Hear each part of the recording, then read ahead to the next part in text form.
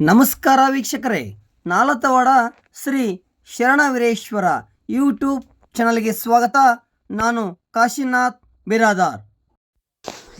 ಮಂಗಳವಾರದಿಂದ ನಡೆಯುವ ರಾಯಚೂರು ಜಿಲ್ಲೆಯ ಲಿಂಗಸೂರು ತಾಲೂಕಿನ ಶ್ರೀ ಅಮರೇಶ್ವರ ಜಾತ್ರೆಗೆ ನಾಲತವಾಡ ಪಟ್ಟಣ ಹಾಗೂ ಸುತ್ತಮುತ್ತಲಿನ ಹಳ್ಳಿಗಳ 2,000ಕ್ಕೂ ಅಧಿಕ ಭಕ್ತರು ಭಾನುವಾರ ಮತ್ತು ಸೋಮವಾರ ಗಚ್ಚಿನಬಾವಿ ಓಣಿಯ ಹಿರುಡೇಶ್ವರ ದೇವಸ್ಥಾನದಿಂದ ಪಾದಯಾತ್ರೆ ಮೂಲಕ ತೆರಳಿದರು.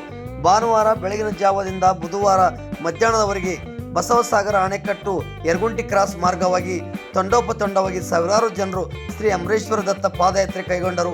ಸಾಂಪ್ರದಾಯಿಕವಾಗಿ ಹೋಳಿ ಹುಣ್ಣಿಮೆ ದಿನದ ರಥೋತ್ಸವಕ್ಕೆ ಒಂದು ವಾರ ಮುಂಚೆಯೇ ಹೊನ್ನಳ್ಳಿ, ಎರಡೋಣ, ದೇವರಬಪ್ಪೂರ್, ಗುಂತ್ಗೋಳ, ಗುರುಂಟ್ಕಲ್ ಧಾರ್ಮಿಕ ಪೂಜಾ ವಿಧಿವಿಧಾನಗಳು ನಡೆಯುತ್ತವೆ. ನಾಲತವಾಡದ ಶ್ರೀ ಅಮರೇಶ್ವರ ಭಕ್ತರಾದ ಗಚ್ಚಿನಬಾವಿ ಓಣಿಯ ಗಂಗನಗೌಡ ಓಣಿಯ ಅಕಾರಿ, ಗಡ್ಡಿ, ಬಾವಿಕಟ್ಟಿ, ಸೇದಬಾಯಿ, ನುಚ್ಚಿನಿ, ಬಾಯಿಮೇಲಿ ಸೇರಿದಂತೆ ಹಲವು ಮನೆತನಗಳ ಬಾಬುದಾರಾಗಿದ್ದು, ರಥೋತ್ಸವ ಉತ್ಸವ ತೀರ್ಥಗೊಂಡ ಕಾರ್ಯ ಕಲಶಾರೋಹಣ ಸೇರಿದಂತೆ 15 ದಿನಗಳ ಕಾಲ ನಡೆಯುವ ಜಾತ್ರೆಗೆ ಪುಟ್ಟ ಮಕ್ಕಳು ಸೇರಿದಂತೆ ಹಿರಿಯರು, ಕಿರಿಯರು, ವಯೋವೃದ್ಧರು ಪಾದರಕ್ಷೆ ಇಲ್ಲದೆ ಸುಮಾರು 50 ಕಿಲೋಮೀಟರ್ ಪಾದಯಾತ್ರೆ ಕೈಗೊಂಡು ಜಾತ್ರೆ ಮುಗಿಯುವವರೆಗೆ ಅಲ್ಲೇ ವಾಸ್ತವ ಹೂಡುತ್ತಾರೆ. ಈ ವೇಳೆ ಎಲ್ಲ ಹಿರಿಯರು, ಯುವಕರು ಇದ್ದರು. ಗುರು ಗದ್ದಂಡೇಶ್ವರ ಮಹಾರಾಜ್ ಜಯ ನಮ್ಮ ಪಾರ್ವತಿ ಗದ್ದಂಡೇಶ್ವರ ಪರ, ಗುಂಡಮ್ಮನ ಪರ, ಆದಯ್ಯನ ಪರ, ಗದ್ದಂಡೇಶ್ವರ ಪರ, ಜಯ ನಮ್ಮ ಪಾರ್ವತಿ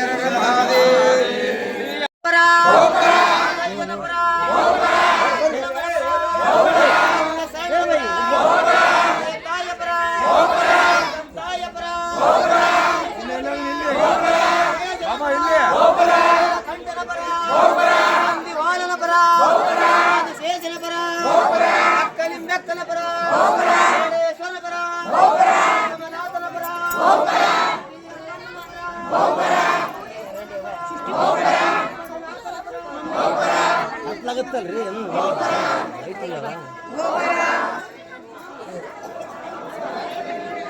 ಯಾರು ಅಲ್ಲಿ ಬೆಳಗ್ಗೆ ಮಾತಾಡ್ತಾರೆ.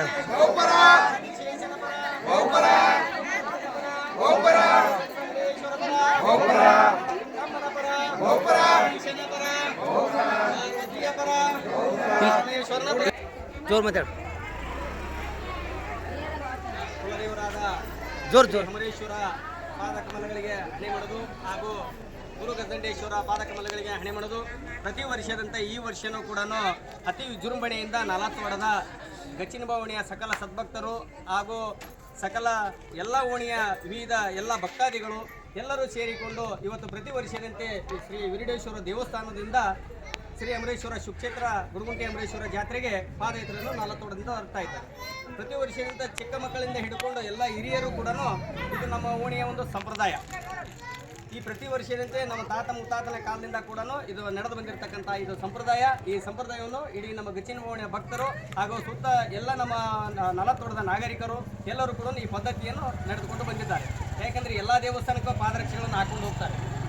ಇದು ವಿಶೇಷ ನಮ್ಮ ನಾಲತವಾಡದಲ್ಲ ಹಿಡ್ಕೊಂಡಲ್ಲ, ಅಮರೇಶ್ವರಿಗೆ ಒಂದು ಯಾವುದೋ ಒಂದು ಪಾದರಕ್ಷೆ ಕೂಡ ಯಾರು ಹಾಕಂಗಿಲ್ಲ, ಅಂದರೆ ಒಂದು ತೊಗಲು ಕೂಡ ಯಾರೋ ಒಂದು ಬೆಡ್ ಸಮಯ ಕೂಡ ಹಾಕಂಗಿಲ್ಲ. ಹಾಗೆ ಇದು ಒಂದು ಸಂಪ್ರದಾಯ ಇರ್ತದೆ. ಸಣ್ಣ ಮಕ್ಕಳು ಕೂಡ ಏನು ಅಮರಗುಂಡ ಯಾವ ಒಂದು ಶಕ್ತಿ ಗೊತ್ತಿಲ್ಲ, ಆ ಭಗವಂತ ಎಲ್ಲರನ್ನೂ ಕೂಡ ಕರ್ಕೊಂತಾನೆ. ಅದು ಅತಿ ವಿಜೃಂಭಣೆಯಿಂದ ಇರ್ತಕ್ಕಂಥ ಹೋಳಿ ಹುಣ್ಣಿಮೆ ದಿವಸ ಶ್ರೀ ಗುರುಗುಂಟೆ ಅಮರೇಶ್ವರ ತೇರನ್ನು ಶ್ರೀಗಳಿಂದ ಅಲ್ಲಿ ಹೇಳ್ತಾ ಇದ್ದಾರೆ. ಹಾಗೂ 4ನೇ ತಾರೀಕು 5ನೇ ತಾರೀಕಿಗೆ ಉಚ್ಚಯನ ತೇರೊಂದು ಇರುತ್ತದೆ. ಅವತ್ತ ಕಡಿವಿನ ಕಾಳಗವನ್ನು ಮುಗಿಸ್ಕೊಂಡು ಆ ಜಾತ್ರೆಯನ್ನು ಅತಿ ವಿಜೃಂಭಣೆಯಿಂದ ಮುಕ್ತಾಯವನ್ನು ಮಾಡಿಕೊಂಡು ಮರಳಿ ನಮ್ಮ ಅಮರಗುಂಡನ ಆಶೀರ್ವಾದ ಪಡೆದುಕೊಂಡು ನಮ್ಮ ಮನೆಗೆ ತೆರಳುತ್ತಾರೆ ಅಂತೇಳಿ